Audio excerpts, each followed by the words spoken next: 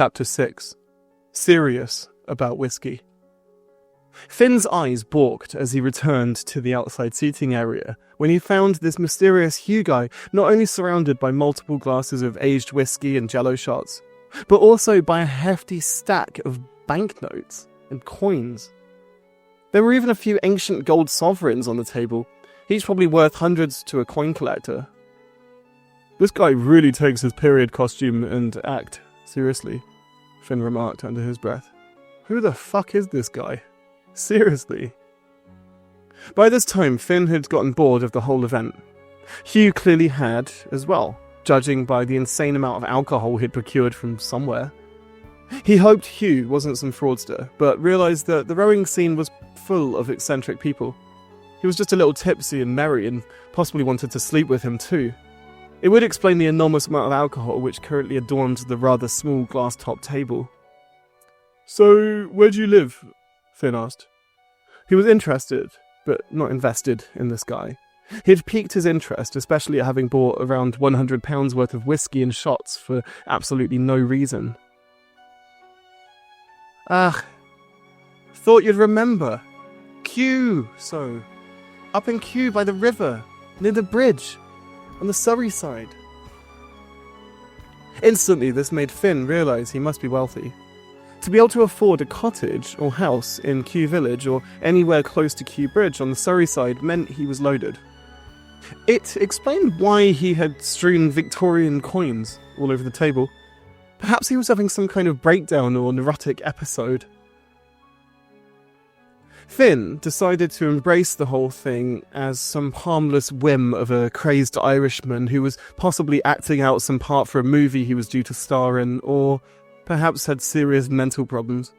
Either way, Finn didn't mind. "Nice. Love Kew. Such a nice area," Finn responded, noting Hugh wincing slightly at hearing the words nice and Kew in the same sentence. Most people would do anything to pay whatever they could to live in Kew Village or next to the river. Still, he looked cute in the current moment, and he'd finally removed the outer layer of his boiler room outfit. It revealed a very taut, muscular upper body with veiny arms. Finn went weak at the knees. "I've missed you, Finnegan," Hugh said, looking at him fiercely in the eyes. This got Finn instantly hard, or semi-hard. There was a certain masculinity to this guy that was wholly aided and abetted by the strong 10-year-old single malt whisky. "It's nice to see you again," he said, with uncertainty, not wanting to let this guy down. He clearly had his eyes set on Finn. Ali was in Paris, so... No, he couldn't think that way. That was very naughty. They continued talking about Finn's everyday life, and although there was some sort of language or cultural barrier, perhaps due to him staying true to his Halloween act, Finn enjoyed the conversation. It was refreshing. He was on his 6th whiskey and was getting horny. He asked Hugh a question he wouldn't typically ask. "Want to ditch the party and come back to my place? I've got some nice whiskey set aside. You're welcome to join me." Hugh seemed shocked at this, but also as if he had expected it. There was a serene calmness to his response, which didn't come across as desperate. This was reassuring, as it meant that Hugh was genuinely a nice person and possibly didn't want to sleep with him. Either way, Finn wouldn't have minded.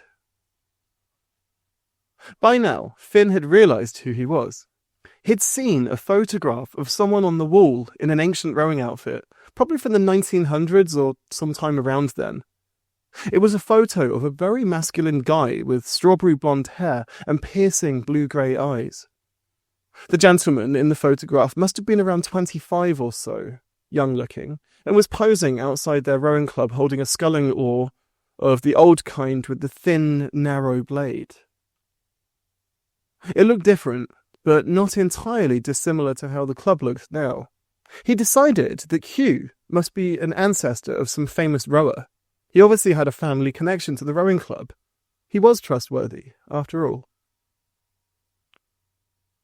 How they'd safely arrived back at his flat in Fulham, he wasn't exactly sure.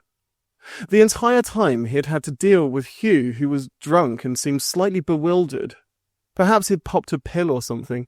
This was London after all, and anything could happen on a night out.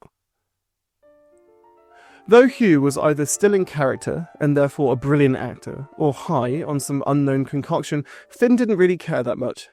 He'd become used to explaining everyday things to him by now, such as how people were scantily dressed.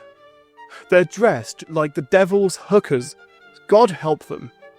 Or other nuggets, such as, why is there a lady trapped inside the car directing us? She can shut the fuck up too. He took this as some hilarious intellectual game which was only funny to Hugh and had secret rules which he pretended to know. They were both sitting on the sofa while Finn busied himself pouring out 2 more badly measured shots of whisky. He'd managed to calm Hugh down by this point and had learnt to avoid showing him any technology post-1920 and trying to change how he spoke or what terminology he used. In other words, the situation at his flat probably sounded like a Thomas Hardy novel set in 19th century England to an outsider, had they been listening in on them. You're very handsome. You know that, right? Finn stated, half drunk, but still sincere enough to know exactly where this was going. Got a boyfriend? Hugh chugged his shot back, throwing his neck back. This showed off his incredibly sharp jawline and muscular throat. Finn nudged a little closer without him noticing. Better sorry than safe, he thought. I've got a lot of boyfriends, as it were. Well, I did anyway. A lot of lads at the rowing clubs. We used to have such fun, he answered, wistfully, noting how he placed his hand on Finn's thigh. Taken aback slightly but not surprised, or perhaps surprised that he may have been still staying in character for Halloween, he answered. You look like you have a lot of attention, so I can see why. Tell me about them. The boys, I mean. Thought you'd be jealous at hearing this information, dear Finnegan. He gently moved his hand up towards Finn's crotch. Not entirely sure what to do, Finn reached in to kiss him, perhaps to stop him making a further advance. Hugh was firm, but knew exactly where to go. He was also terribly eager, meaning Finn could tell exactly where his cock was probably going to end up. The chances of him having some sort of 1900s version of condoms was extremely low, but by now he wouldn't have been surprised after the number of weird historical items Hugh had kept pulling out of his pockets from seemingly nowhere. He went down on Finn and started sucking his cock as soon as he'd freed it from its shackles of his wool trousers. He sucked and licked Finn's 6-inch uncut cock with a fierce eagerness for a minute or so, gently cupping his full balls in his left hand as his right grasped it firmly. Then he stopped and fumbled around with both their belts and managed to take both of their trousers off after a struggle. It wasn't awkward as Finn busied himself by removing his shirt, then proceeding to take off Hugh's shirt. Hugh then kissed Finn again for a second time, only longer. Both of their hands were searching for each other's muscles and cocks. Then, not knowing how to stop this or what to do, Finn said, "Let's go to the bedroom. It's warmer. Easier." Hugh didn't respond. He was in his underwear by this point, which Finn almost laughed out loud at due to their length and style, but decided just to rip them off him instead. Laughing would have killed the mood, although Hugh seemed to be on some sort of mission which had to be accomplished with immediacy and efficiency. He was fully naked, stood with taut muscles and a slight shimmer all over his body, in part due to his struggle getting out of his clothing, but also due to the heat in the flat. Finn had turned the temperature up upon entering his flat earlier. It was a sneaky tactic that clearly paid off. His body was covered in sweat, slightly warm to the touch. Finn was standing opposite him in tight briefs. Hugh seemed to enjoy the feel of the underwear, which was some hybrid bamboo material. He was rock hard under the briefs, and then led Hugh by the hand to bed. Hugh pushed Finn onto the bed with a ferocity that surprised and turned him on. He then grabbed Finn's white briefs and ripped them off, tearing them slightly as he did so. He was rabid. He was wild, but Finn liked it. He stayed face down in the bed as Hugh's body covered his entirely, with both arms either side of Finn's shoulders to hold himself up. He felt Hugh's hard cock brush against his left arse cheek as his lips kissed his neck gently. They were rough, but the feeling was amazing against his skin, making the feeling of the pre-cum from his hard cock even more sensuous. The feeling of both at the same time got him too hard and horny, so he arched his legs slightly and put his right hand on his cock and started wanking awkwardly under the weight of them both. He arched his back more, with his arse in the air. Then he noticed Hugh's lips leave his neck and slowly down his upper and then lower back. Down they went, until Hugh reached his arse cheeks and spat 3 times firmly, right onto his arsehole.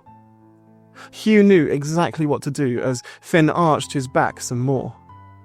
It was fucking tight. It was huge. Hugh must have been around 8 inches or more when fully hard. He had no clue what was making him so eager, but it clearly worked. He could feel Hugh's spit still lubricating his arse as he wanked his cock, trying to also realign his body with Hugh's as he pressed the full weight of his muscular body against Finn's sweaty body. Finn turned his head around to kiss Hugh, which Hugh immediately took as a sign to come closer, press his body and large cock deeper inside Finn, and to make out. It was slightly difficult to maintain that same position, but the feeling of his tongue and Hugh's lips against him whilst he was 8 inches inside him, fully raw, was too much to handle. After around 10 minutes, fucking like this, Hugh finally came. It was a huge shot, landing deep inside him. He could feel every inch of him inside him as he pressed even closer, and was fairly certain he had managed to push the top of his balls inside his arse as well. The feeling was insanely good, and made him come almost instantly, all over the bed. Hugh collected this with his hands and played with Finn's cock as he fed it into Finn's mouth. Finally, after his last breath, Hugh sunk into the bed beside Finn. They made out using the cum on his hands and didn't stop for a good 10 minutes. Finn was in an incredibly blissful place at that second. This sentiment, however, was quickly interrupted by the buzz of his phone. It was Ali. Although Ali was over 500 kilometers away, the guilt struck him and hit immensely hard. Traitor. He was a traitor. What had he done? He closed his eyes, not remembering much after this. He saw Hugh briefly in his eyes, who fell asleep at the same time. It didn't feel like a forced sleep, but the guilt was still ringing in his ears, and he could hear Ali's voice calling for him. The guilt and the shame was too much to bear. Then, he fell asleep into a blissful but chaotic dream.